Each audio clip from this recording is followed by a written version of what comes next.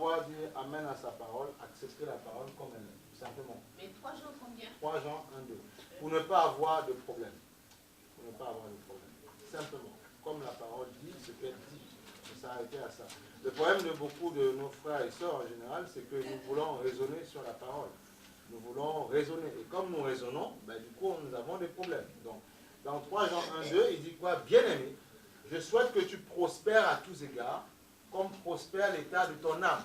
Amen. À tous égards. Spirituellement, physiquement, au niveau émotionnel, partout. Au niveau de ta santé. Mais comme prospère l'état de ton âme. On a dit, il n'y a rien de pire que de donner de l'argent à quelqu'un qui a une âme pauvre. Il va tout dilapider. Amen. Voilà pourquoi c'est important que ton âme soit transformée. Pour pouvoir réussir. Pour pouvoir ne pas dilapider. Pour pouvoir bien gérer les choses du Seigneur. Amen. C'est important. Amen. 3 Jean, il souhaite que tu prospères à tous égards, comme prospère l'état de ton âme. Voilà. Donc, sa volonté, c'est ça, que tu sois guéri, que tu sois prospère en toutes choses. Amen. Voilà. On a vu, on est toujours dans notre... on parle de la santé divine. Hein, parce que, vous savez, on a dit la semaine dernière que le gros problème de nous aujourd'hui, c'est qu'avant, le Seigneur, on ne développait pas les maladies. On ne disait pas ce qu'il y a. Aujourd'hui, on a les symptômes. Aujourd'hui, on a la cause. On a tellement de choses qui sont mises en action que les mots même qu'on te prononce quand tu vas à l'hôpital, tu as peur. Voilà. Parce que les noms sont parfois compliqués. Amen. Voilà. Mais par contre, on a vu que avant, dans le temps du Seigneur Jésus, on ne donnait pas de nom de maladie. Non. Et il y avait même quand on parlait de maladie, on ne s'attardait pas. La personne croyait, on chassait, c'était terminé. Aujourd'hui, tu raisonnes trop, tu réfléchis trop, tu as peur. Du coup, ce qui fait que Dieu ne peut pas se glorifier comme il voudrait. Parce que tu as peur. Voilà.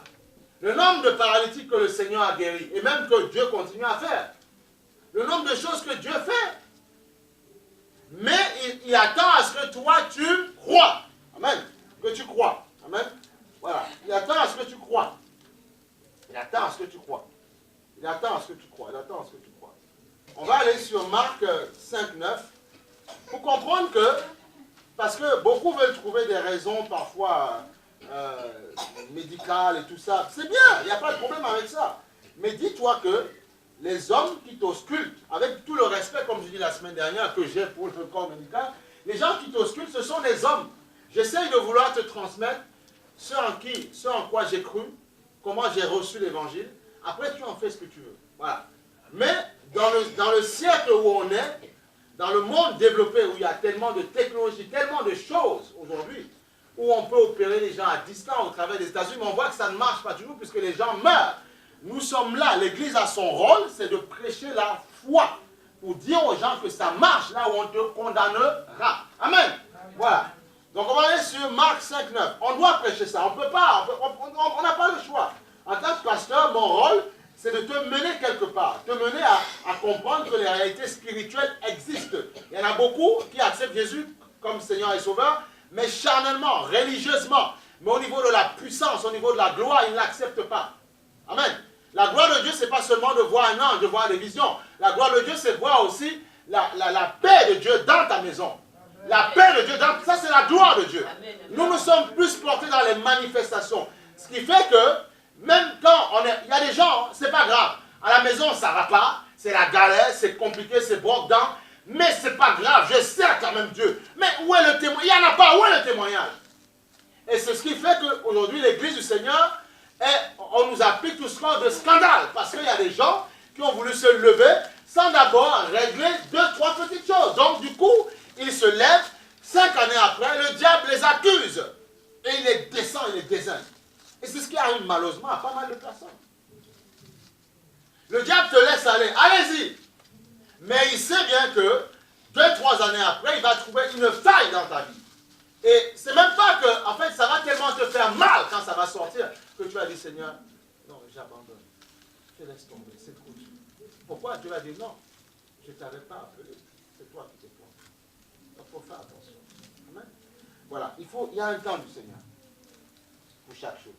Vous savez, le nombre de fois où j'ai cru que, voilà, Seigneur, c'est quand? Mais il m'a dit, non, non, calme-toi, détends-toi. Et je dis, Seigneur, heureusement qu'on a attendu parce que quand on voit parfois certaines choses, on dit, ouf, heureusement, parce que sinon, je pense que j'aurais été comme Satan, il y a longtemps, j'aurais abandonné ces affaires. Voilà, amen. Voilà. Mais donc, quand c'est le temps du Seigneur, même quand ça combat un petit peu, tu es détendu, tu vois, tu te calmes, tu dis, bon, mais voilà, parce que il t'a appelé, et même s'il y a des combats, sa main puissante est sur toi. Amen. Ah oui. Amen. C'était pas la main du Seigneur? Non. Amen. Je dis tout le temps à mon épouse. Il faut être humble, il faut être détendu, il ne faut pas penser qu'on est trop, sinon tu vas te faire avoir. Amen. Marc 5. Ils arrivèrent sur l'autre rive du lac, dans le pays des Gadaréens. Dès que Jésus fut hors de la barque, un homme vint à sa rencontre. Il sortit. Il sortait des tombeaux. Amen. Hein? Et il était animé d'un esprit impur. Cet homme habitait dans les tombeaux. Dans les tombeaux. Voilà. Dans les tombeaux. Tu vois ça?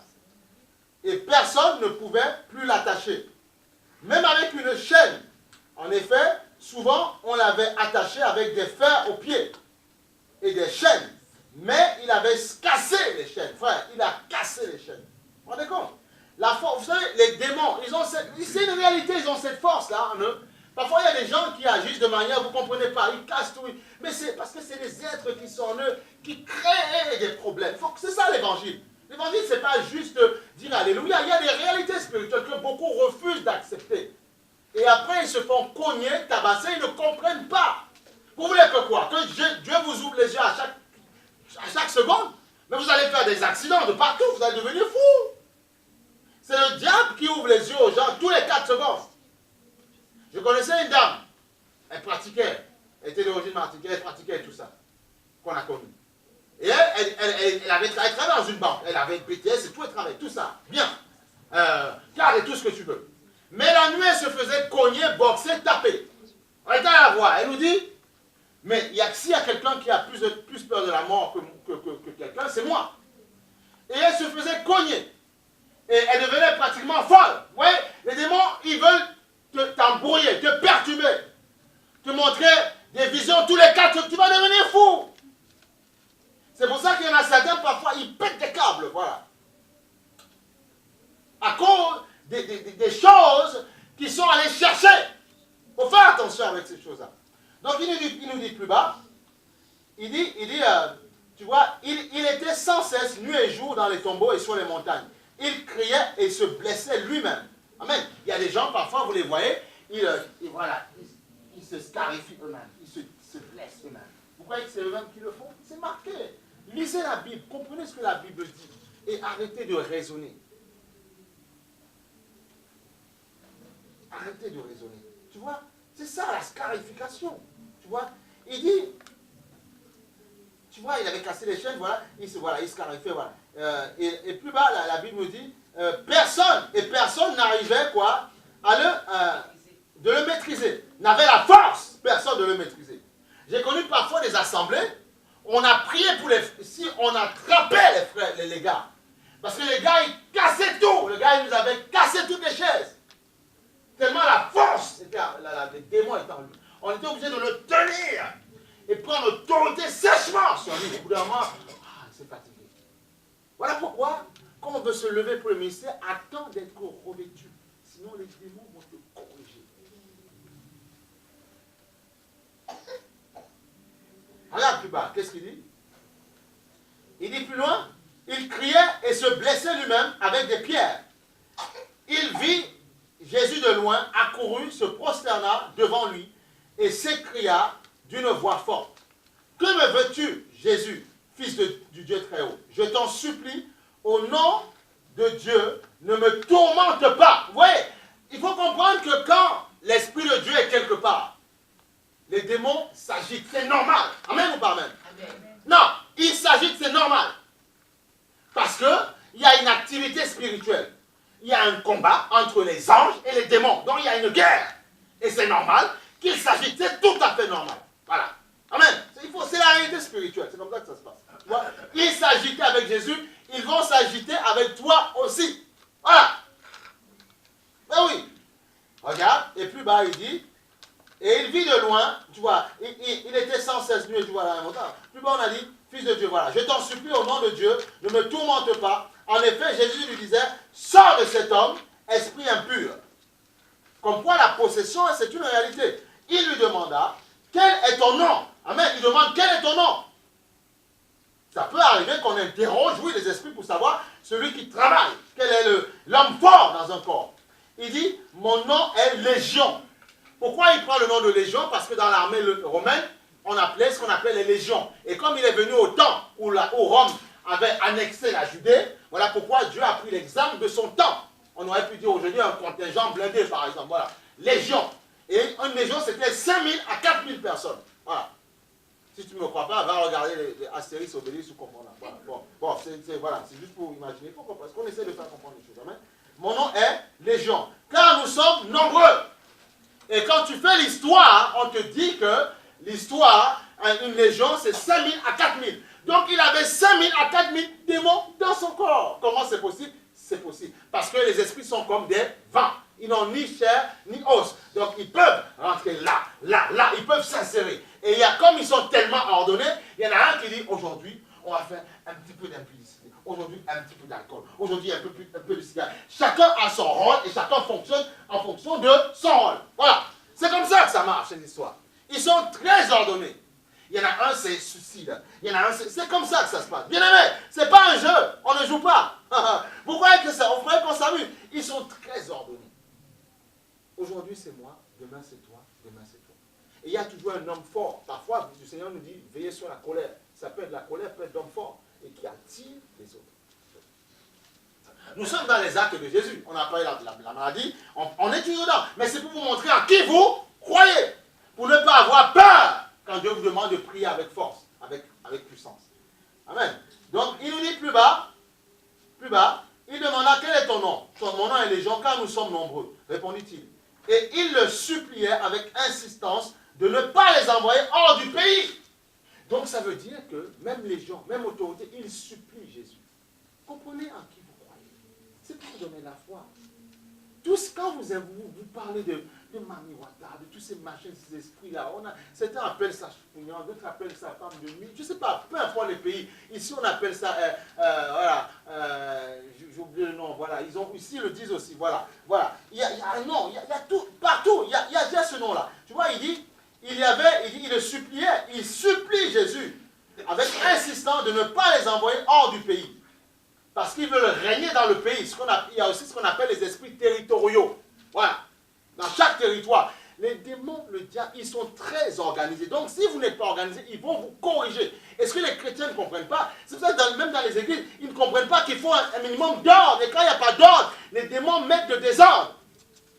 Eux, ils sont ordonnés, ils ne veulent pas que vous soyez. Il y a les esprits territoriaux. Il y a les esprits gouvernementaux. Mais il faut faire attention. Amen, c'est très sérieux. Ils disent, voilà, ne pas les envoyer hors du pays. Il y avait vers la montagne un grand troupeau de porcs en train de chercher à manger. Tous les démons le supplièrent, envoie-nous tous d'un même accord, à l'unisson. Tu vois, ils sont plus ordonnés que certaines personnes. Tous d'un même accord. Ils supplient. Envoie-nous dans ces porcs, afin que nous entrions en eux. Frère, les démons cherchent de la chair. Parce qu'ils veulent, c'est en toi qu'ils veulent vivre. Pour te faire ce qu'eux veulent que tu fasses. Ils cherchent encore. S'il n'y a pas d'homme, ben on cherche des animaux. Ah oui. Tu vois? Afin que nous entrions en eux. Il le leur permit. Amen. Donc ça veut dire que si Dieu ne permet pas, l'ennemi ne peut rien. Voilà pourquoi tu ne dois pas avoir peur. Amen ou pas amen? Amen. Oh, mais tu dois être dans la joie. Amen. Si Dieu permet, si tu es en Christ, il dit rien ne pourra te nuire. Donc il peut te protéger. Il faut comprendre ces choses-là. Alléluia. On essaye de prendre ces exemples pour vous faire grandir dans la foi, de ne pas avoir peur. Le chrétien doit être un homme conquérant, une femme conquérante, qui ne doit pas avoir peur. Tu dois comprendre que ces réalités démoniaques existent, mais ne pas avoir peur, t'appuyer sur Christ pour marcher et dominer. Voilà. Amen. Ah oui. Ah oui. Vous n'allez pas nous faire occulter ces choses-là. Les gens, ils veulent qu'on prêche des choses charnelles. Non, il y a une réalité spirituelle. Qu'est-ce qui détruit parfois les couples? Quand l'ennemi, la sirène des eaux, attaque ton mari ou attaque la femme, Et après, il commence à avoir des pensées à gauche, à droite. Tu ne te poses pas des questions. Toi, tu es là, tu l'incrimines, tu le tires dessus. Alors qu'il y a des choses qui, au lieu qu'en tant que femme, en tant qu'homme, tu pries correctement pour cette personne. Tu dis, Seigneur, corrige-moi ces démons qui veulent embêter mon mari, ma femme. Non. Tu dis non, toi. Et les démons, ils sont là, ils rigolent. Parce que tu n'as rien compris non plus. On ne joue pas, c'est très sérieux. C'est pas un jeu. Qu'est-ce que vous croyez? Nous sommes appelés à dominer, à régner. Pourquoi on ne règne pas? Pourquoi on ne domine pas? Parce qu'on refuse de comprendre les réalités spirituelles. Non, dites-moi que Jésus est amour. Mais oui, mais Jésus est amour. Mais il te dit que nous n'avons pas à lutter contre la chair et le sang, mais contre les dominations, les principautés dans les lieux célestes. Une principauté, c'est quoi? Tu ne sais pas? Regarde la principauté de Monaco et comprends. Il y a des valets, il y a un prince, il y a des dirigeants, ils donnent des ordres. C'est comme ça que fonctionne le royaume. Voilà. Voilà pourquoi Satan arrive encore à régner, parce qu'il est organisé, il est ordonné. Voilà. Comprenez que tous les matins, avant 6 h du matin, les gens le savent, il y a des réunions, parce que là, on sait ce qu'on appelle les mystères de la nuit. Il y a des réunions qui se font contre chacun de vous. Voilà. Voilà.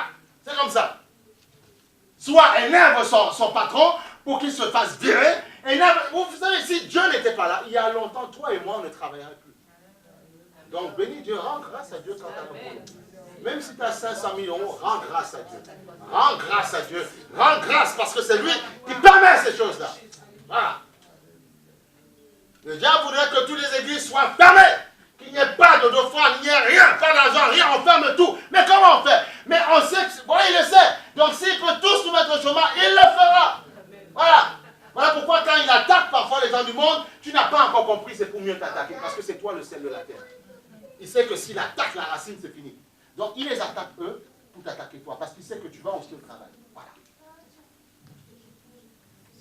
Le monde, il les a dans ses mains. Ce n'est pas un problème. Mais il va les attaquer pour mieux t'attaquer. Amen. Quand il attaque parfois les religions, c'est pour mieux attaquer les enfants de Dieu. Mais oui, il est plus malin, plus stratège que vous ne pensez. Vous avez affaire quand même à un chérubin protecteur, un archange. Ce n'est pas un enfant. C'est un chef des anges.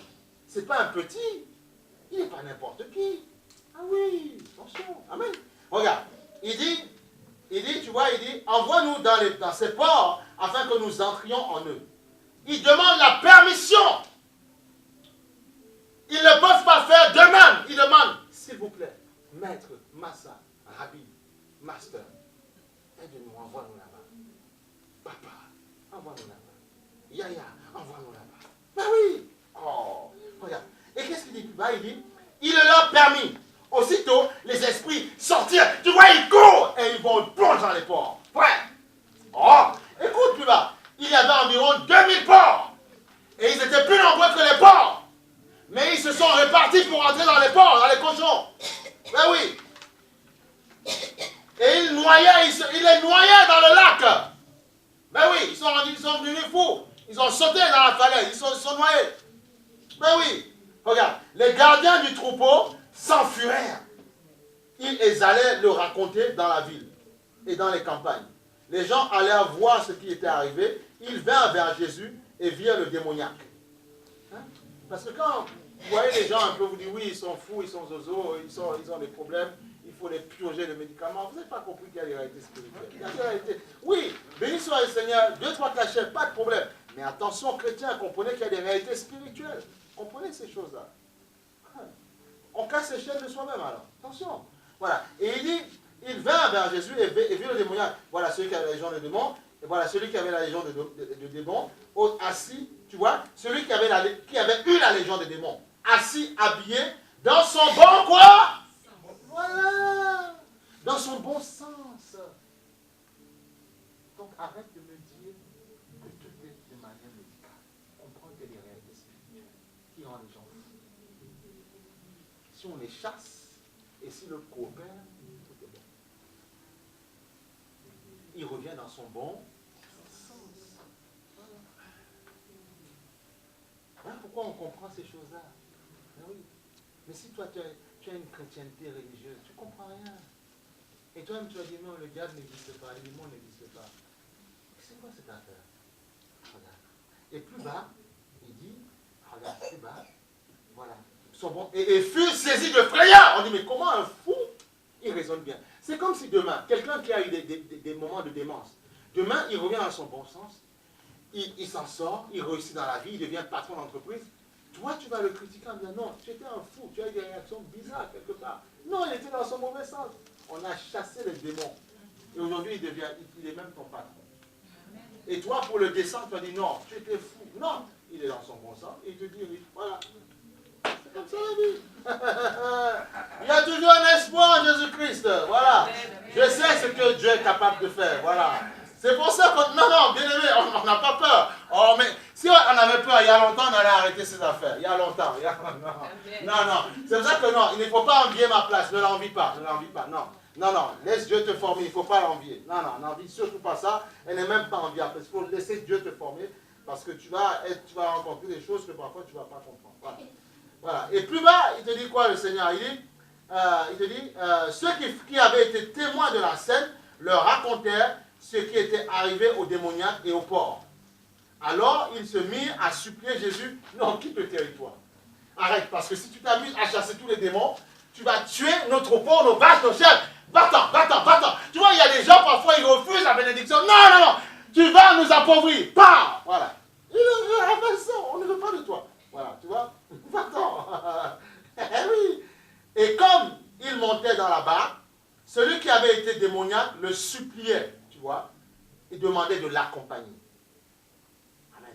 Jésus ne le permit pas, mais il lui dit, va dans ta maison vers les tiens et raconte-leur tout ce que le Seigneur a fait pour toi.